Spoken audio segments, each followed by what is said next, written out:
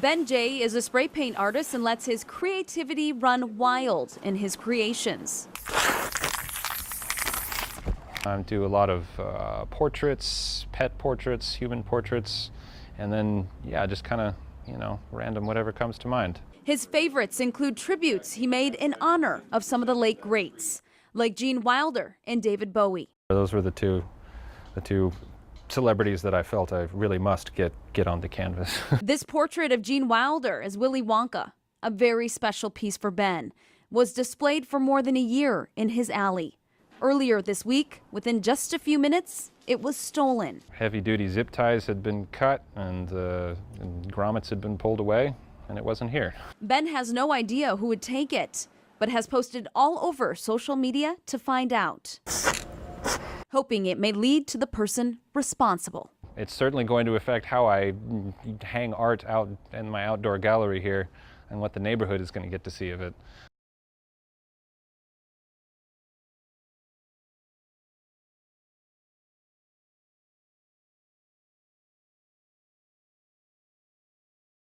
The store clerk had it with these two and took his position at the front of the store. Police say suspects Ariel Burris and Irene Lee had stolen items before from the Midway Savers 99-cent store, and the clerk thought they were back at it again. Things can go away real quick, and the clerk could get hurt. The situation did escalate quickly after the clerk confronted the women. Detective Dwayne Glazewski says the clerk demanded to see what they took. Push came to shove, then Burris pulled a gun, a fully loaded .22 caliber revolver, and put it squarely to the back of his head. The gun was cocked and ready to fire easily. Hair trigger. The clerk appeared enraged, reaching for the weapon as the suspect started to return it to her waistband. The two grappled on the floor for a few seconds before he wrenched the gun away from her. Turns out the clerk's decision to disarm Burris wasn't exactly based on a complete understanding of the risk. He thought it was a fake gun, so he went after the woman and took the gun away. The weapon didn't fire, but Burris' head was bloodied from the scuffle on the floor. Lee had left. Burris stuck around long enough to drink water. Police say she threatened to come back and kill the clerk if he didn't return her weapon. Eventually, at a leisurely pace, she walked away before police came.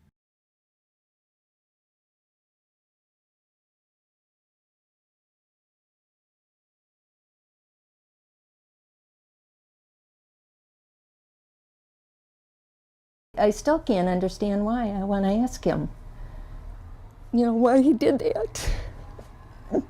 Because it scares me. Barbara McDonald is a hotel security guard by trade.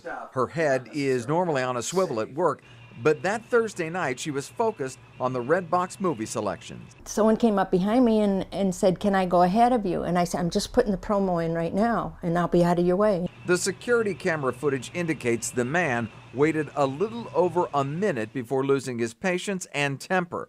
Twice her size, he knocked Barbara to the ground. I can walk out of my door and just go down to the corner and, get knocked to the ground like that. While she lied there in the parking lot, the man took a turn at the Redbox. But after a witness confronted him, the man walked away with the movies he was trying to return in hand. I get scraped up a little bit, but, it hurts your muscles more when you're my age. Police say it's not just rude, it's a crime. McDonald says they have few leads. I just can't believe somebody came up to me and did something like that. A review of the security recording was little help to Barbara. She only heard the man, but never turned to see him. As somebody that does something like that, there's no telling what he'll do to someone else. Barbara can't stop looking over her shoulder these days. She fears what is behind her every time she steps out of the house.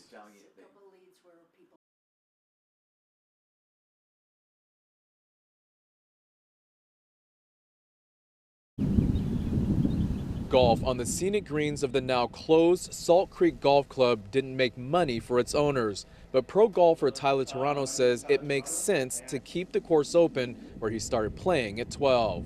It wouldn't be possible to reach my goals if it wasn't for Salt Creek. And this place means so much to me.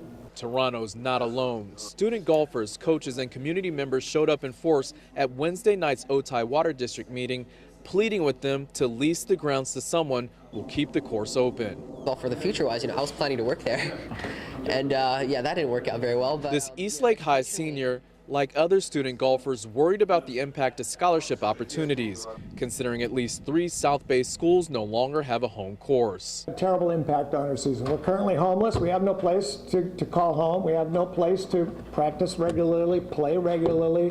We are a traveling golf program. This notice on Salt Creek's website notes rising water costs and fewer golfers, saying the course has lost money since opening back in 2000. So I was pushing forward to try to get a contract with Salt Creek before it actually closed.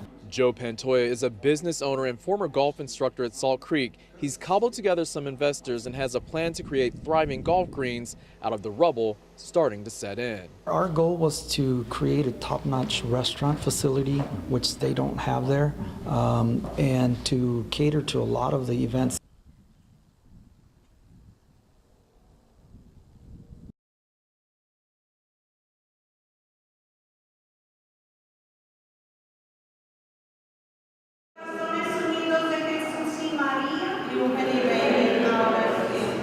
Our area did not cause the homelessness. It's not up to us to resolve it.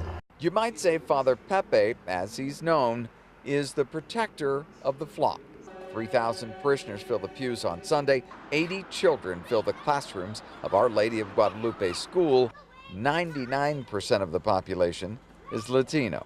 These children, because they're Mexicans, they don't deserve less than other children in the city. So I see the crack here, it's taped. Father Pepe says the broken shrine is the latest in the series of problems caused by the homeless population that is drawn here. The overwhelming majority of homeless services are in this 1/4 mile radius. Father Pepe fears the situation is about to get worse. The church community stands in the shadow of a warehouse about to become a 500-bin storage facility for the homeless. We don't like our children discovering syringes and used condoms on the streets.